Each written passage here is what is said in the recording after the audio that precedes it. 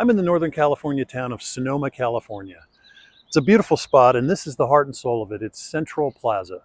And all around this small town, there's lots of history to explore. But one of the more interesting things that ever happened right here in this plaza.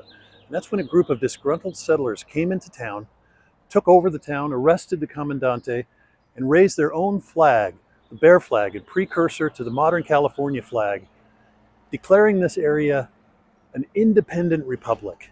And it all happened right here on this spot, or maybe on this spot, or it could be this spot.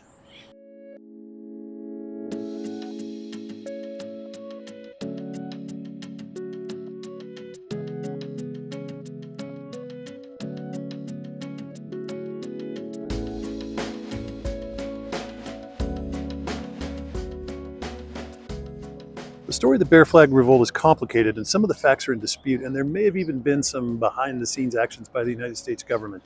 But I'm going to keep it as simple as I can for now.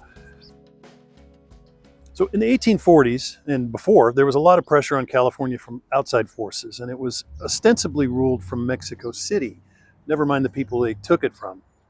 But the distances and natural wealth of California gave the Mexican people living here a strong sense of independence. In Washington and across the United States at the time, there was a strong push towards Western expansion called Manifest Destiny. The idea being that the U.S. should control the entire continent from sea to sea. And everybody knew how valuable control of California was, even before gold was discovered. There was even discussion among the Californios about whether they should join up with the United States, or maybe England. Settlers from the United States were moving into California, the California Trail well established, and they were mostly held at bay in the eastern part of the future state and the Central Valley area near what would become Sacramento. But they wanted to continue west, and the Californios were not naturally inclined to let them. And this caused friction between the two groups, including over land ownership rights and the issuance of travel documents, and to whom. So, trouble was coming. This was the site of Mariano Vallejo's Casa Grande, or the house that he lived in. It was sort of his headquarters as well as his home. And it was here on the dawn of the morning of June 14th, 1846, a Sunday, a group of about 30 armed settlers arrived. Accounts differ, but the commandante, being a reasonable and sociable man, invited the leaders of the party in for drinks and discussions. It didn't go well, and the Bear Flaggers, as they would later be called, either arrested Vallejo and a few others or grabbed them as hostages against organized Mexican retaliation.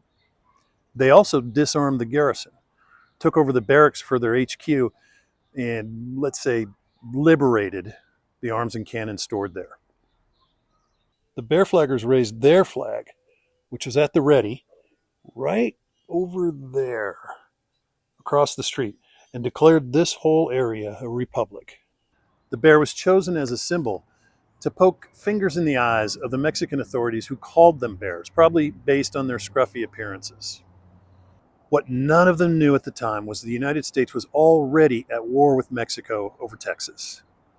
3 weeks after the Bear Flag Revolt, Commodore John D. Sloat sailed his squadron into Monterey Bay and demanded its surrender, which he got, without a shot being fired. He then declared all of Alta California for the United States.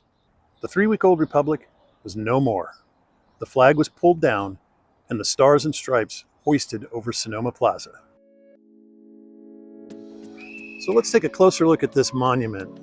You can see the kids behind there. This is a really popular spot for, I think, typically 4th graders who come in here for a unit on California history, and so much happens right here around Sonoma. Anyway, here's the main plaque.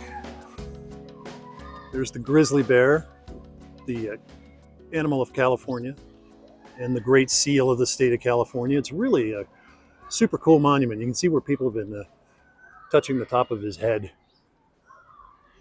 Down here it describes how this monument came to be, and that this is where the Bear Flag was raised. The monument was put in by the native sons of the Golden West and given to the state. And this rock itself, pretty impressive, moved from a few blocks away and prepared to be part of this monument. On top of it, we have a bear flagger, and he's got the original flag in his hand.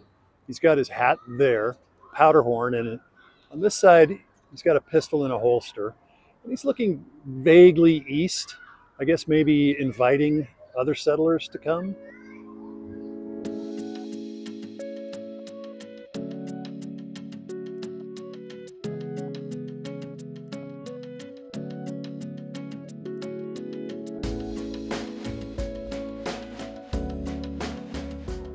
So here's the current flag with the state of California flag flying from it.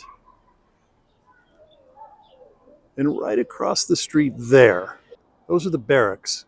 And that's where the garrison was back in the day. Here's the time capsule behind that standing flagpole. And this was put here in 1996 to commemorate the sesquicentennial of the raising of the Bear Flag, so the 150 years. And it is to be opened in 2046. So this area is kitty corner to the Sonoma mission, which was the last mission in the chain. Very important part of feeding and helping the survival of the San Francisco mission, which had a hard time because of the climate and soil conditions probably. But this plaque depicts the raising of the Bear Flag. And you can see a number of people are depicted here, including the Native Americans.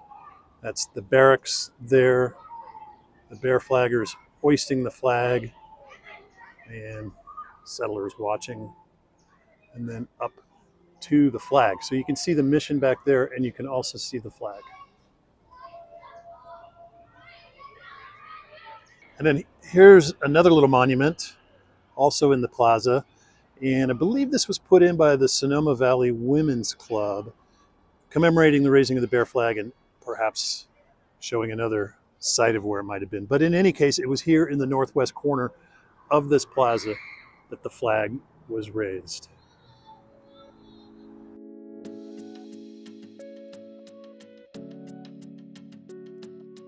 So what happened to that original Bear Flag? Well, it went to the Department of Navy first. And then after that, it was given to the two senators from California, who then donated it to the Society of California Pioneers in San Francisco. And you might be able to guess the rest. It was destroyed in the fires following the 1906 earthquake. But that's the story of how this area was once an independent republic and the beginning of the California state flag.